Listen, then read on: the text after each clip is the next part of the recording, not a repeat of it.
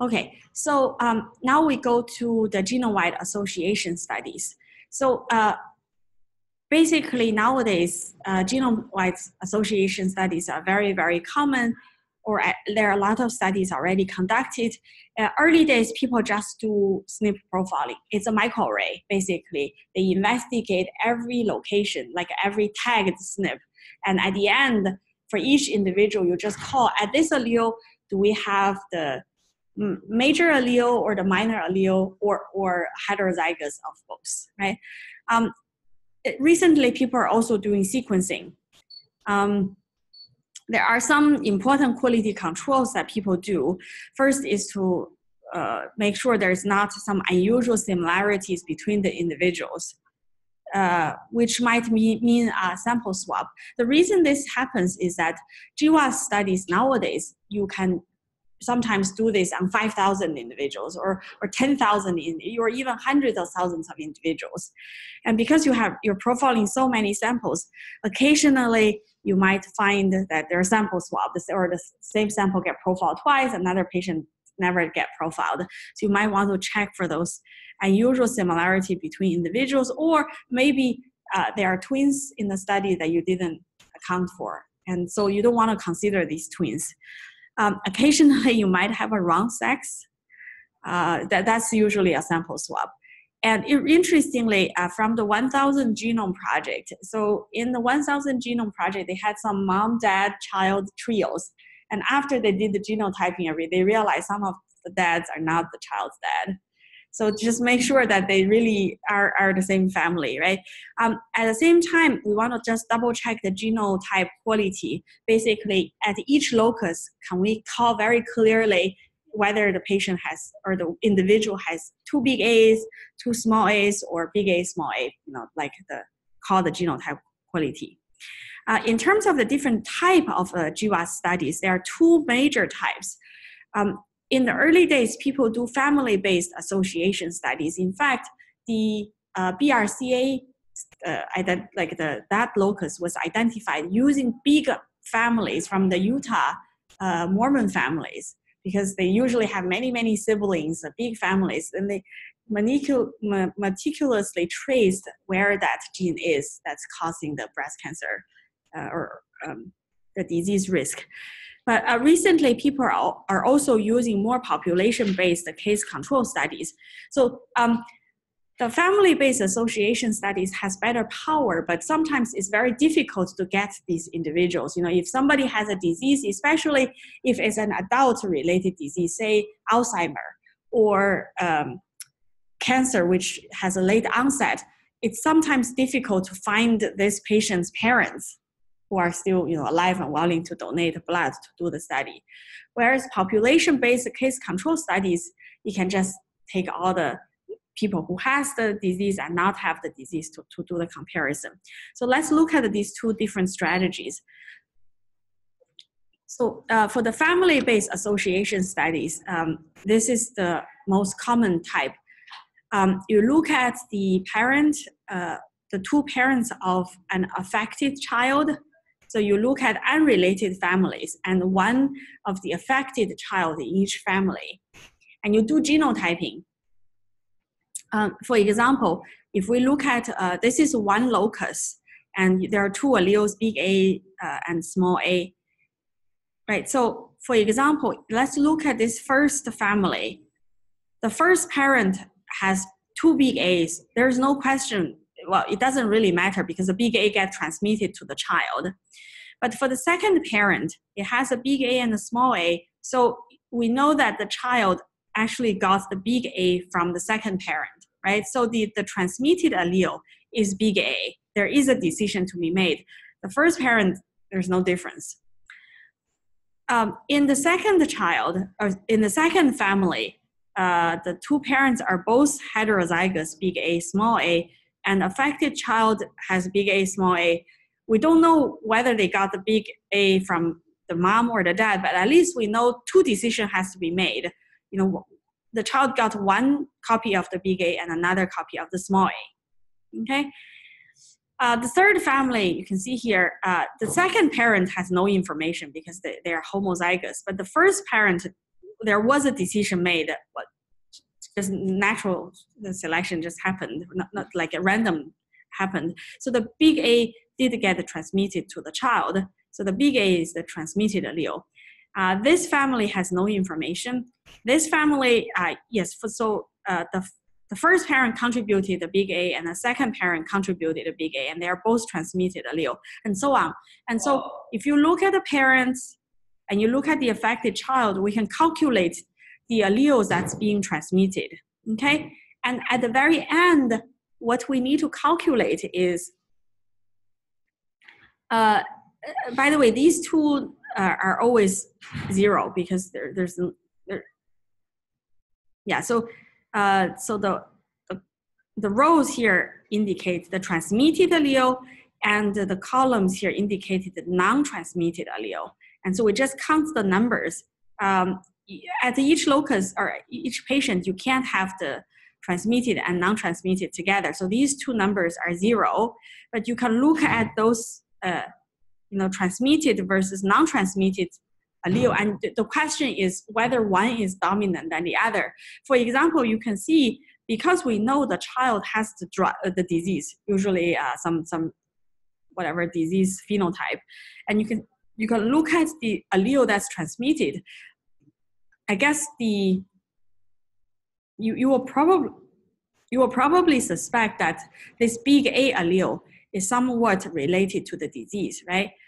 And so we can actually do these calculations. So you can calculate the B and C. We know which allele is transmitted, which allele wasn't transmitted. And so at the end, you can do a chi-square test to ask whether the allele, one of the allele gets transmitted much more frequently than expected, right? And so this basically is just a chi-square test. And then you can just check the chi-square table to ask whether something is significant or not. And so this is called transmission disequilibrium test. Basically, if this allele doesn't matter, you will see that big A transmission and the small a transmission are similar frequency. And so that will have no disease relation. However, if for one gene, the big A allele get transmitted a lot, the small allele doesn't get transmitted, then you have a disequilibrium. And that's an indication maybe this SNP is related to the disease, or at least it's associated with the disease.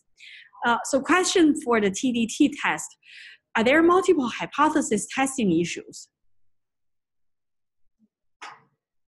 Yes, because? Right, yeah, because you do this test at every SNP locus. You test the two alleles and you ask whether the transmission is imbalanced or disequilibrium, right? So that's the kind of the family-based studies. You could also compare the allele frequency between, if the family has two children, one is affected, the other is unaffected, you can also make that comparison. But probably an easier way is, because usually the kids coming to the hospital is the sick one. And so you can look at the affected child and compare it to the parents, okay? So, yeah. Why can't for looking at that, it looks like big A is more associated with the disease, but you still have a small a child who is also affected. Like you suggest that this affection, this disease comes from other locus? Yeah, so we are just doing the test. You can imagine there are this is not, first of all, a lot of times whether you have the SNP, the question is, why sometimes small a still get transmitted if big A is related to the disease. It just means that this particular SNP, the penetrance is not necessarily 100%.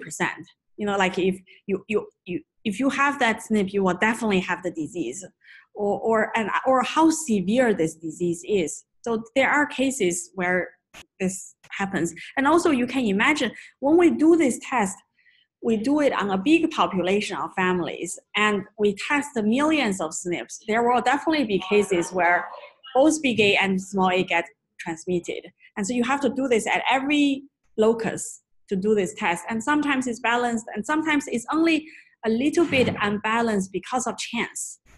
right? So what we are definitely interested in are those that have huge imbalance with very big p-value, or sorry, very significant p-values. Okay, so that's the family-based study. For case control studies, usually we just try to get just population, no longer families. You just get a group of individuals. They have relatively matched age, gender, or racial, or lifestyle population. Some of them have the disease and some of them don't have the disease. And so you want to do the comparison. For those that have, so you do the genotyping, and at the end you just ask. So you can imagine this is the patient count. How many patient has the GG allele in this particular locus? How many of the cases or the patient have the GT allele, and how many patient have the TT allele? And you also count in the same in the control cases. It's in the control individuals, which are people without healthy donors without this particular disease. You can also count how often do they have GG or GT or TT. Okay, and so here we also want to see what's the allele that's transmitted. And so we want to convert the original, so this is count on the patient cases. We want to convert that into allele that's transmitted. For example, in the case, if you have a GG, there are 2 copies of the G that get transmitted. So it's 2 R0, right? That's the G allele. And in this heterozygous case, it's 1 copy of the G, so that's only R1. And then the other R1 is in the T, and then for the TT patient, there's actually 2 copies of the T that get transmitted, right? Or at least they get 2 copies of the T. And so basically, you look at the allele count in the cases, how many of the alleles are, what's the frequency of allele G and what's the frequency of allele T. We do the same for the controls, right? And so whenever you have this type of 2x2 table, you know that for 2x2 table, you can calculate this is the observed allele frequency. You can then calculate the expected allele frequency.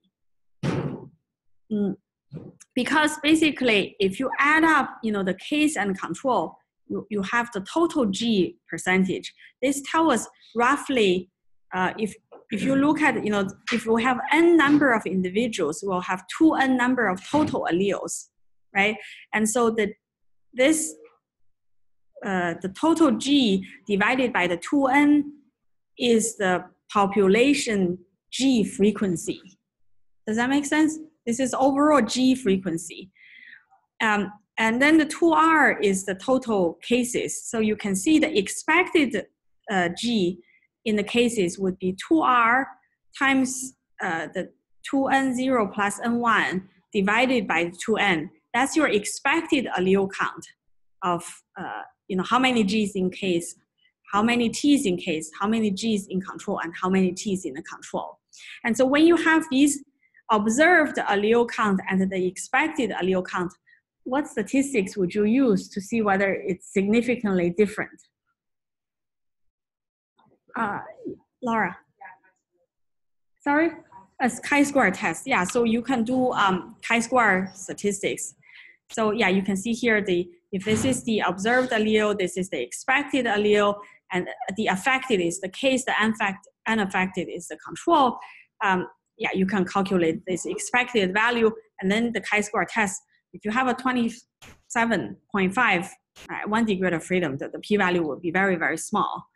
And so that's how the case control study work. Do we need to also worry about multiple hypothesis testing? Yes, we do, because also you test against all the tag SNPs, like a million different SNPs, right? So in the case control studies, you can imagine the more individuals you have, the more likely you will have significant p-values. It's the same as a coin toss, right? You ask, if I tossed 10 coins and you get a 8 head, you are not so sure whether the coin is unfair. But if you have 1,000 coin tosses and you get 800 head, you are much more confident that this is an unfair coin. And so the bigger your population, the more confidence you get. But the chi-square test give you a confidence in terms of p-value, but sometimes we also want to know the effect size, which means if this person has that particular SNP, is it only 3% more likely to get a disease, or it's 200 times more likely to get a disease? And so that's the effect size. And this is calculated based on the odds ratio. For example, you have the odds at an event. So odd is the probability this event occurs divided by the probability this event doesn't occur, right? So if you have a case control study where you can count the A, B, C, D, the allele count. So this is not the patient count. This is the allele count and A, B, C, D. You can ask, consider all the G alleles in the sample and pick one at random. What is the odds that this G allele occurs in a case over the probability that this doesn't appear, the A doesn't occur in a case? It would be A divided by C, right? That's the odds. And if you also randomly consider all the T's in the same sample, the same kind of, and pick one at random, what's the odds that the T allele occurs in a case over the probability that the T occurs in a control? So it will be B divided by D, right? So that's the odds of A, and this is the odds of B. And so at the end, we ask the odds ratio. It's basically what's the odds that the G allele occurs in a case over the odds that the T allele occurs in a case. And so you do this, you will find you're actually counting, AD divided by BC. And you can try this in some cases like this. So so the number here are the actual cases. You can see this is a case control study with like about 6,000 individuals that is asking whether a particular SNP is related to some cardiovascular disease. And so after you count the number of times this, the cases have a C or a G, you can calculate the p-value. The p-value actually is very, very significant. We can also ask what is the odds ratio, which means if the patient does have a C, are they 2% more likely to have the disease, or in this case, 38% more chance to have the disease. So you can see, you just do, AD divided by BC, and you get an odds ratio of 0.38, which is very, very significant. A lot of the GWAS studies that you get only give you a effect size or odds ratio of 1.05, which means you're 5% more likely to get a disease. So 38% is pretty significant. So this odds ratio, if it's equal to 1, it means there's no disease association, and most likely the p-value will not be significant. But odds ratio larger than 1, it would mean that having the C increase the risk of a disease. But the odds ratio less than 1, it means the alleles C decrease the risk of disease, right? So basically, in order to really identify some SNPs that are related to a disease, ideally you want a big cohort. It gives you a pretty high significant p-value, and hopefully the allele odds ratio or the sample, like the effect size is also pretty big, which means that if they do have that SNP, they have a very much higher chance of getting the disease, right? That's the important finding from a GWAS study. Okay, and so you do need to worry about multiple hypothesis testing in this case. Laura, question. People ever do GWAS and leave out some of the SNPs Yeah, that's a very, very good question. As we mentioned, in a particular GWAS study, because human genome, yeah, we probably have like a few million SNPs. If you have to test so many, because the more null or the more hypothesis you have to go in order to identify significant hits with the same FDR, your p-value need to be more stringent. And so instead you say, okay, since within the haplotype, most of the SNPs are linked, and if you really in the population, you always see them together, then instead of testing a few million SNPs, you might be able to just test the 200,000 haplotypes. Then your total number of multiple hypotheses would be much, much smaller. As a result, you can use a loser p-value to get more significant SNPs. Okay, yeah, that definitely happens.